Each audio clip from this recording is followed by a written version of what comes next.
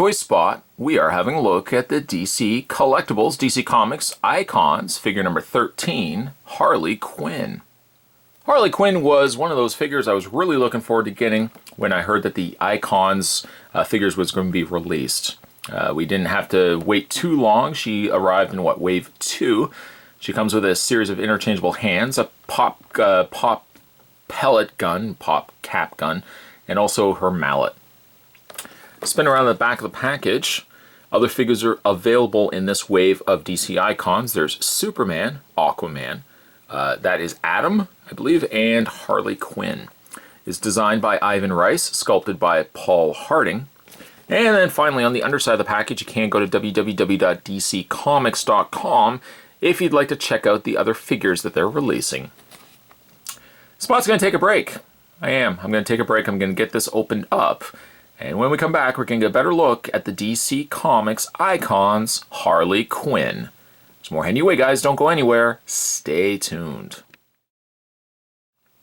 Accessories to come included with Harley Quinn. She comes with a mallet, which has a nice wood grain added to it. The outer rims of the mallet also decorated in slightly a brown, almost off brown, grayish, also little studs around the outside there. The front and back don't have any detailing to it, not like a smiley face or anything like that. They kept the design of the mallet more rooted in a more realistic looking design, not as clowny, I suppose, by incorporating additional paint. That is not to say it's completely omitted of paint. There's a little bit of red banding around the edge, around the end of the handle there, which matches the coloring of Harley Quinn. She does also come included with her pop cap gun. A little cork on the end there.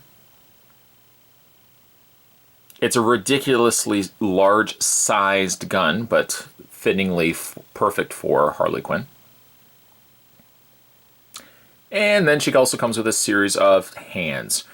Now, 2 hands are suited for the one side of her to accommodate the pistol as well as the mallet.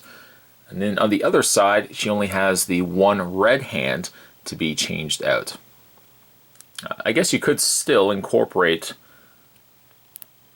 the mallet gun, although it doesn't have the additional finger extended out for the trigger, but you could still use the pistol on either side. Changing out her hands, relatively easy as well. Go ahead and just wiggle the hand off. Just like that. Very small peg, as these are smaller figures, of course. Go ahead and find the hand that you want to use. I will say, though, be careful rotating it, popping on very slowly. Because the peg is as narrow as it is, you don't want to apply too much pressure, and that peg quickly bend as you're pushing it in and break that. And let's go ahead then and we can incorporate, let's add, just separate the hands just a little bit there, and put the mallet into her hand. And you can see she holds the mallet very, very easily. I probably will display her with the mallet. I'll also probably just display her with the pistol as well, because there's mallets and pistols for Harley Quinn. I can't usually decide which one I like more, so a lot of times I just display all the Harleys with both accessories. Okay, so let's go ahead and take the mallet out of her hand. We'll just put that to the side. And let's have a look at the figure. I really like the Harley Quinn here. It's hard actually to get a good Harley. Either the face is either too white or it's got that off-white coloring. Sometimes the eyes don't have the proper look to them. One thing I wish this figure did have, everything about it I like, except for the mouth. The smile is good, don't get me wrong, I like the smile. But I wish actually she had a more open smile where you could see the teeth. Of course, they could have incorporated a secondary head, but I probably would have opted more for a more open mouth with a smile visible rather than just a closed mouth grin. She has a little bit of a rosiness to her cheeks as well, which is not something you see a lot with Harley Quinn. Generally, when she does have the white face paint, it's very white and there's not really much other color being incorporated. She also has a bit of additional purple that's been added around her eye, I guess eyeshadow area. She's got the more traditional looking Harley Quinn design being the jester outfit. So of course the clown or the jester hat with little pom-poms on the side, the collar, the frills around her sleeves, and of course the more rolled up elf-like shoes. The figure is good though. I don't really have much in the way of complaints. The figure is really good. It's smaller. DC Icon figures tend to be a little bit smaller than conventional figures. I don't really have many to choose from right now for a comparison. So right now I got Superman. I just happen to have him over on the side there. There is a DC Multiverse figure compared to a DC Icons figure. Icons figures are roughly about the same height to one another.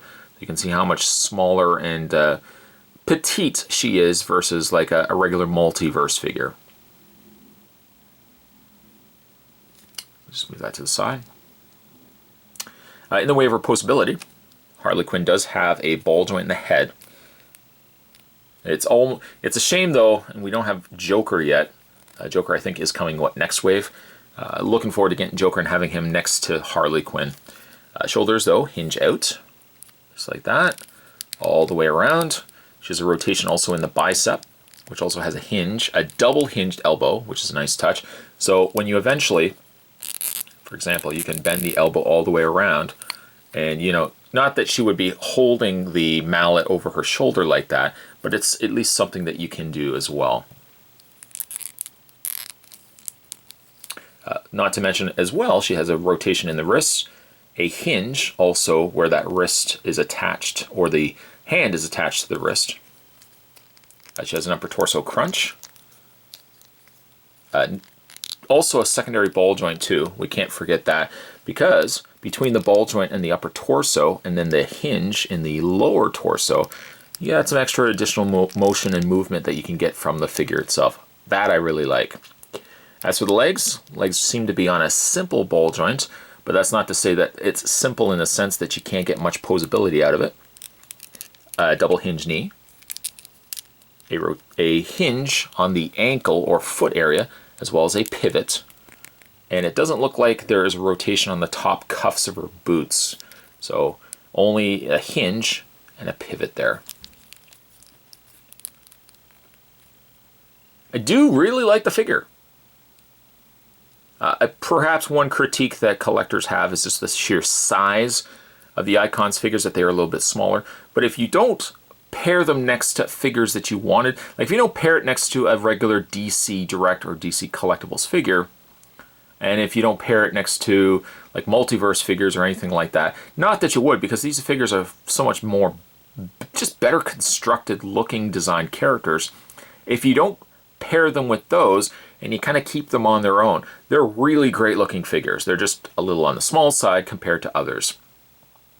I like Harley Quinn.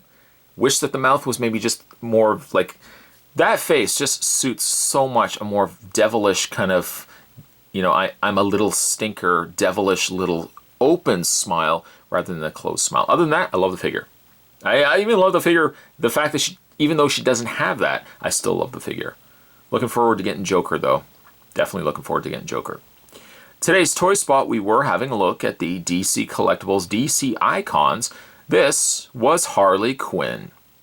Stay tuned, guys. Spot's going to have more collectible spots, more toy spots, more videos, all heading your way. As always, thanks for watching. See you next time.